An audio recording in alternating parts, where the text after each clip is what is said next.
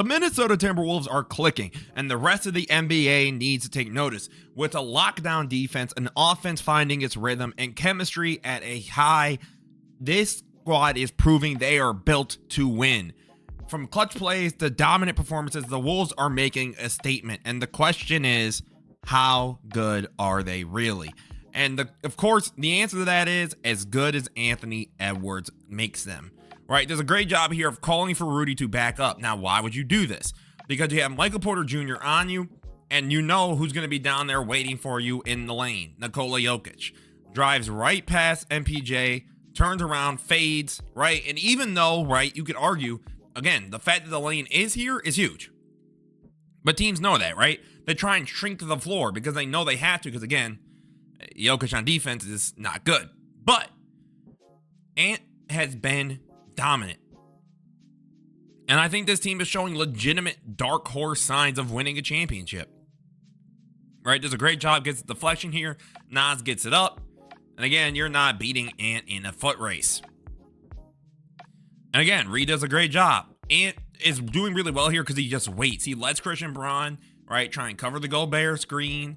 Right? Does a great job catching him off the dribble. And again, Jokic. We know how Jokic is he's just flailing. I'm gonna just be honest.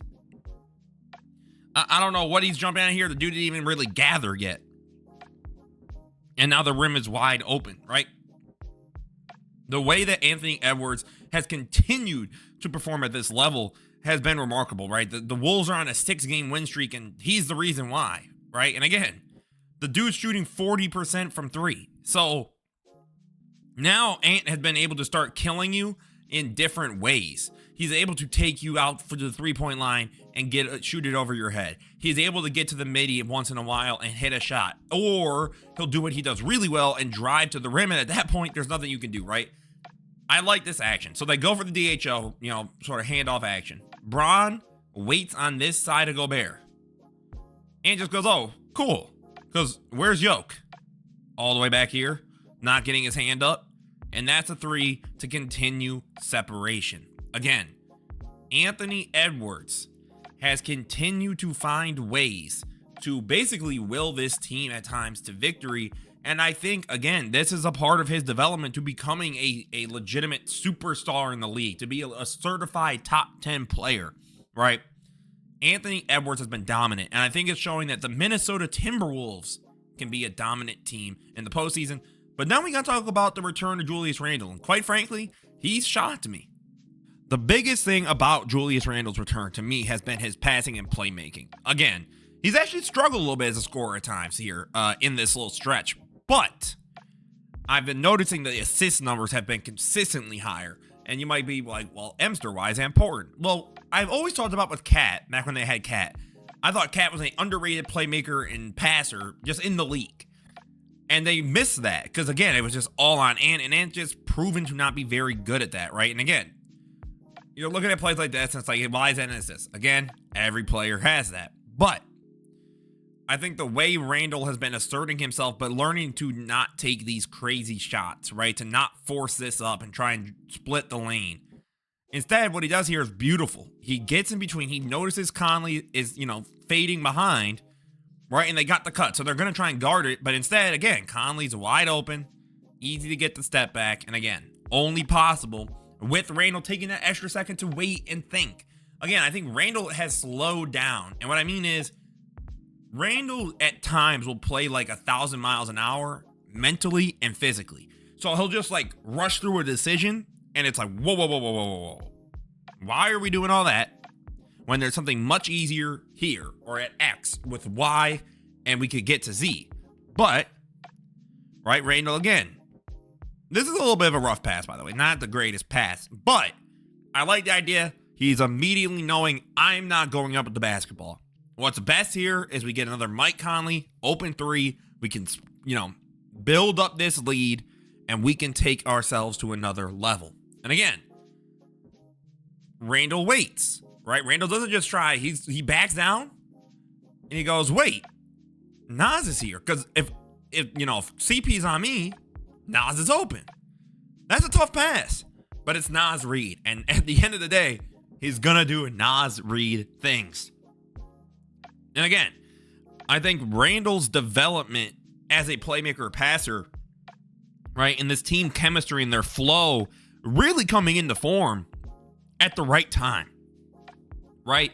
It's easy to be a team that, you come out the gates early, you look incredible, you look unstoppable, and then, the league catches up, the film accumulates, scouting staffs and, coaching staffs are able to go, actually, if we just put this guy here, try and shift this, we can beat him. Finding your momentum late is huge. Because I think this team is learning their footing, and I think that's going to make things deadly and dangerous, right? Because Randle's a great job here again. Waiting, kicks it out to Nas. Now, some of these passes are a little difficult, a little errant, right? Like, I wouldn't say they're the best passes in the world, but it's the idea that he's even making those reads. I don't know if it's the coach. I don't know, because Ant has, been shown to be a guy that's willing to speak to a teammate to be like, I think he's even talked about, like, talking to Cat back in the day of, like, you just got to shoot it, bro. Like, we believe in you. Like, do this. Or, like, Rudy, like, I got to work with you, do whatever. He's willing to talk to his teammates. Maybe he did tell Randle, like, hey, I just need someone else to help me out, and you're more than capable of doing that as a passer, right? And again, Randle's going to get the ball here up top. Kicks it out, right? And that's a little bit of a rough pass because it's meant to go to Gobert, but still. I think Julius Randle as a playmaker has been a huge reason this team has gotten into their good stretch. And finally, I want to talk about Nas Reed because I'm not going to lie, he's easily becoming one of my favorite players in the league. Finally, man, Nas Reed. He's a guy that I think is like every NBA team's dream. He's a big, he can shoot it casual, he can give you some good defense, and at the end of the day, he's always going to give you 150%, right? Like, he's never going to slack on a play, right? And again, I love his form. He has a handle too, which is, I don't think a lot of fans, talk about that. For a big, he actually might have the best big handles in basketball. Like, just straight up, like, dribbling. Like, his ability is out of this world, right? Relative to, being a big. I think when you have a guy like Nas Reed, right? Or if Randle gets in foul trouble, or Rudy gets in foul trouble, not a lot of teams can go, we'll be okay because we have X or Y or whatever. The Timberwolves can go, obviously we would prefer our starter, but we've got Nas. And Nas at times can be our starter. And that's huge. Like, having a guy like Nas Reed makes this team unexpectedly deep. It reminds me kind of, it's like the Celtics, like they had a Peyton Pritchard who could come off the bench, right? And not that necessarily both these guys are the same level. I think Reed is far better, but the idea remains, right? Nas Reed's going to do a good job here on the screen, leaving enough room. So now it's just him and Drummond, right? And just easily can get the hook over. And again, Nas Reed can come in and make a play. That's the other huge thing to me, right? When you have a team with Ant, you have a team with Randle, it's still good, though, to always have someone who can create for themselves a little bit. And it's not that you always need Nas Reed to do that. Now, if they always needed Nas Reed to do that, the Timberwolves are in trouble because that means Ant got hurt, Randle got hurt, Rudy's out, like something went wrong. But it's the idea that, once every 10 possessions, you got that Nas possession. And that possession can change your game. I believe this team is a legitimate dark horse. I would not put them in the title favorites, right? But if you ask me, like for example, Emster, do you think the Timberwolves can beat the Denver Nuggets in a 7-game series? Yes. Would I say it's likely? No.